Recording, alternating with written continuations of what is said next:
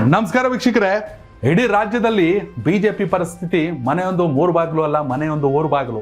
ಇದೇ ಕಾರಣಕ್ಕೆ BJP double engine, ಕೇಂದ್ರದಲ್ಲಿ ಬಿಜೆಪಿ ಸರ್ಕಾರ ಇದ್ದು ರಾಜ್ಯದಲ್ಲಿ ಬಿಜೆಪಿ ಸರ್ಕಾರ ಇದ್ರು. 2023ರ ವಿಧಾನಸಭಾ ಚುನಾವಣೆಯಲ್ಲಿ 66 ಕುಸ್ತೋಯ್ತು. ಸದ್ಯ ಬಂದಿರುವಂಥ ಬೈ ಎಲೆಕ್ಷನ್ ಅಂದರೆ ಇದಕ್ಕೂ ಮೊದಲು ಲೋಕಸಭೆ ಜೊತೆಯಲ್ಲಿ ಸುರಪುರ, ಸಂಡೂರು, ಶಿಗ್ಗಾವಿ, ಚನ್ನಪಟ್ಟಣ ಬೈ ಎಲೆಕ್ಷನ್ಗಳು ನಡೀತು. ಅಲ್ಲೂ ಬಿಜೆಪಿ ಗೆಲ್ಲಿಲ್ಲ. ಇದೀಗ ಮತ್ತೊಂದು ಬೈ ಎಲೆಕ್ಷನ್ 2028ರ ಚುನಾವಣೆಗೆ ಮೊದಲು ಮತ್ತೆರಡು, ಬಾಗಲಕೋಟೆ ಮತ್ತು ದಾವಣಗೆರೆ. ಸೊ ದಾವಣಗೆರೆ ಬಿಜೆಪಿ ಕತೆ ನೋಡೋದಾದ್ರೆ ಬೆಣ್ಣೆನಗರಿಯಲ್ಲಿ ಮನೆಯೊಂದು 3-4 ಬಾಗಿಲು ಆಗ್ಬಿಟ್ಟೈತೆ. ಬಿಜೆಪಿಯಲ್ಲಿ ಯಾರಿಗೆ ಟಿಕೆಟ್ ಅನ್ನು ಕೊಟ್ಟರೂ ಕೂಡ ಒಗ್ಗಟ್ಟಿನಿಂದ ಮಾಡ್ತೀವಿ ಚುನಾವಣೆ ಅಂತ ಪ್ರೆಸ್ ಕ್ಲಬ್ ಅಲ್ಲಿ ಕೂತ್ಕೊಂಡು ಎಲ್ಲರೂ ಕೈ ಇಟ್ಕೊಂಡು ಜೈಕಾರ ಹಾಕೋರೆ, ಬಿಜೆಪಿ ಗೆಲ್ಲಿಸ್ತೀವಿ ಅಂತ. ಬಿಜೆಪಿಯ ಆಸ್ಪರೆಂಟ್ಗಳು ಯಾರ್ಯಾರಿದ್ರು ಎಲ್ಲರನ್ನ ಕೂಡ ನಾನು ಸಂದರ್ಶನ ಮಾಡಿದ್ದೇನೆ. ಆಟ ನೋಡಕ್ ಬರೋರು ಯಾರು, ಆಟ ಆಡಕ್ ಬರೋರು ಯಾರು, ಆಟ ಗೆಲ್ಲಕ್ ಬರೋರು ಯಾರು ಅನ್ನೋದನ್ನ ಅವರವರೇ ನಿರ್ಧರಿಸ್ಕೊಳ್ಬೇಕು. ಮೇಲ್ನೋಟಕ್ಕೆ ಒಗ್ಗಟ್ಟಿನ ಮಂತ್ರವೋ ಅಥವಾ ಮನಸ್ಸಿನಿಂದಲೇ ಒಗ್ಗಟ್ಟಿನ ಮಂತ್ರವೋ ಅವರು ಡಿಸೈಡ್ ಮಾಡಲೇಬೇಕು. ಈ ವೇಳೆ ಎಂದೂ ಆಗದ್ದು ಈ ಬಾರಿ ಹಾಗೆ ಆಗುತ್ತೆ ಅಂತ ಸಂಕಲ್ಪವನ್ನ ಮಾಡಿದ್ರೆ ಯಶವಂತರಾವ್ ಜಾಧವ್ ಆಗಿರ್ಬೋದು, ಶ್ರೀನಿವಾಸ್ ದಾಸ್ ಕರಿಯಪ್ಪ ಆಗಿರ್ಬೋದು, ರಾಜೇನಹಳ್ಳಿ ಶಿವಕುಮಾರ್ ಆಗಿರ್ಬೋದು, ಜೊತೆಗೆ ಕಳೆದ ಬಾರಿ ಬಿಜೆಪಿಯ ಪರಾಜಿತ ಅಭ್ಯರ್ಥಿ ಮಾಜಿ ಮೇಯರ್ ಅಜಯ್ ಕುಮಾರ್ ಆಗಿರ್ಬೋದು, ಯಾರಿಗೇ ಟಿಕೆಟ್ ಕೊಟ್ಟರು ಇದನ್ನ ಈ 4 ಜನ ಗಮನವಿಟ್ಟು ನೋಡಬೇಕು. ಬಿಜೆಪಿ ಕಾರ್ಯಕರ್ತರ ಗಮನವಿಟ್ಟು ಕೇಳಿಸ್ಕೋಬೇಕು. ಒಗ್ಗಟ್ಟೇ ನಿಜವಾದ ಮಂತ್ರವಾಗಿದ್ರೆ ಬಿಜೆಪಿ ಗೆದ್ದಾಗೋಗಿದೆ. ಬರ್ದಿಟ್ಕೊಳ್ಳಿ ಈಗಲೇ ರಿಸಲ್ಟು.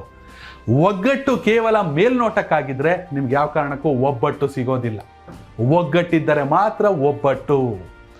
ಹೌದು ವೀಕ್ಷಕರೇ, ಒಬ್ರು ಕೊಟ್ರೆ ಒಬ್ರು ಟಿಕೆಟ್ ಮಾಡಲ್ಲ ಅಂತಾರೆ. ಇದು ರಾಜ್ಯ ಬಿಜೆಪಿಲಿ ಆಗ್ತಿರುವಂಥ ಚರ್ಚೆ. ಮೊನ್ನೆ ಆದಂಥ ಕೋರ್ ಕಮಿಟಿ ಸಭೆಯಲ್ಲಿ ಬಿಜೆಪಿ ಆಸ್ಪರೆಂಟ್ಗಳು ಯಾರಿಗೂ ಕೊಡಬಾರ್ದು, OBC ಯಾರಿಗಾರು ಹೊಸೊಬ್ರು ಕೊಡಬೇಕು ಅಂತ. ಆಬ್ವಿಯಸ್ಲಿ ಇನ್ಸೈಟ್ ಅಕಾಡೆಮಿಯ ಮುಖ್ಯಸ್ಥ, ಸ್ವಾಭಿಮಾನಿ ಸಂಘದ ರಾಜ್ಯಾಧ್ಯಕ್ಷ, ಹಾಗೆ ಕಳೆದ ಬಾರಿ ಲೋಕಸಭಾ ಚುನಾವಣೆಯಲ್ಲಿ ಸಿದ್ದರಾಮಯ್ಯ ಅವರನ್ನೇ ಎದುರಾಕಿಕೊಂಡು ಅದಕ್ಕೆ ಕಣಕ್ಕಿಳಿದು ಹೆಚ್ಚು ಕಡಿಮೆ 50,000ವರೆಗೂ ಓಟ್ ತಗೊಂಡಿದ್ದಂಥ GB ವಿನಯ್ ಕುಮಾರ್ ಹೆಸರು ದೊಡ್ಡ ಮಟ್ಟದಲ್ಲಿ ಕೇಳಿ ಬರ್ತಾ ಇದೆ. ವಿನಯ್ ಕುಮಾರ್ಗೆ ಅವಕಾಶ ಕೊಡಬೇಕು ಅಂತ. ಗೊತ್ತಿಲ್ಲ ಎಷ್ಟರ ಮಟ್ಟಿಗೆ ಟ್ವಿಸ್ಟು ಟರ್ನು ತಗೊಳುತ್ತೆ ಅಂತ. ಈಗಾಗಲೇ ನಾನು ಹೇಳಿದೆ, ಅಜಯ್ ಕುಮಾರ್ ಚುನಾವಣೆ ಮಾಡೋ ಕೆಪಾಸಿಟಿ ಇದೆ, ಶ್ರೀನಿವಾಸ್ ದಾಸ್ ಕರಿಯಪ್ಪ ಕೆಪಾಸಿಟಿ ಇದೆ, ರಾಜೇನಹಳ್ಳಿ ಶಿವಕುಮಾರ್, ಹಾಗೇನೆ ಯಶವಂತರಾವ್ ಜಾಧವ್, ಇವರ ಜೊತೆಯಲ್ಲಿ ಪಾರ್ಟಿ ಸಪೋರ್ಟ್ ಕೂಡ ಬೇಕು.